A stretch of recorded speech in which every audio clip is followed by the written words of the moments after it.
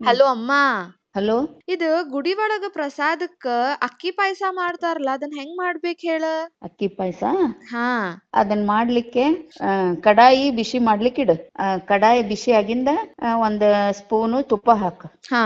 ಆಮೇಲೆ ಇದಕ್ಕ ಸ್ವಚ್ಛಗೆ ತೊಳೆದದ್ದು ಅರ್ಧ ಬಟ್ಲ ಅಕ್ಕಿ ಹಾಕ. ಸ್ವಲ್ಪ ಕೆಂಪಾಗುತ್ತಾನ ಹುರಿ. ಕೆಂಪಾಗಿಂದ ಅಕ್ಕಿನ ತೆಗೆದು ಸೈಡ್ ಇಟ್ಕೊ. ಅದ ಕಡಾಯಿಗೆ ಇನ್ನೊಂದ್ ಚಮಚ ತುಪ್ಪ ಹಾಕು. ನಿನಗ್ ಬೇಕಾಗಿರೋ ಎಲ್ಲಾ ಡ್ರೈ ಫ್ರೂಟ್ಸ್ ನ ಸಣ್ಣಗೆ ಕಟ್ ಮಾಡ್ಕೊಂಡು ಕೆಂಪಗಾಗುವಂಗ್ ಹುರಿ. ಕೆಂಪಾಗಿಂದ ಇವನ್ ತೆಗೆದು ಸೈಡ್ ಇಟ್ಕೊ. ಇಷ್ಟಾಗಿಂದ ಅದ ಕಡಾಯಿಗೆ ಅರ್ಧ ಲೀಟರ್ ಹಾಲ್ ಹಾಕ. ಅಲ್ಲಮ್ಮ, ನಾರ್ಮಲ್ ಹಾಲಲ್ಲ, ಅಕ್ಷಯ ಕಲ್ಪ ಅವ್ರದ್ ಹಾಲು. ಹೌದಾ? ಯಾಕ? ಯಾಕಂದ್ರ ಇವ್ರ ಪ್ರಾಡಕ್ಟ್ಸ್ ಒಳಗ ಏನು ಕೆಮಿಕಲ್ಸ್ ಇಲ್ಲ, ಪ್ರಿಸರ್ವೇಟಿವ್ಸ್ ಇಲ್ಲ, ಪೆಸ್ಟಿಸೈಡ್ಸ್ ಇಲ್ಲ, ಸ್ಟ್ರೆಸ್ ಹಾರ್ಮೋನ್ಸ್ ಇಲ್ಲ. ಅದ್ರ ಸಂಬಂಧ ಅಕ್ಷಯ ಕಲ್ಪ ಅವ್ರದ್ ಹಾಲು ಚಲೋ. ಹೌದಾ?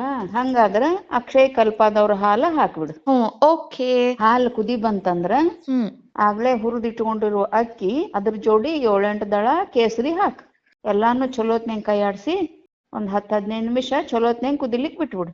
ಅಕ್ಕಿ ಚಲೋತ್ನಂಗ ಬೆಂದಿತ್ತಂದ್ರ ಇದಕ್ಕ ಅರ್ಧ ಬಟ್ಲ ಬೆಲ್ಲ ಹಾಕ್ಬೇಕು. ಅರ್ಧ ಚಮಚ ಏಲಕ್ಕಿ ಪುಡಿ ಹಾಕಿ ಎಲ್ಲಾ ಚಲೋತ್ನಂಗ ಕೈ ಆಡ್ಸಿ ಮತ್ತೊಂದ್ 2 ನಿಮಿಷ ಕುದಿಸ್.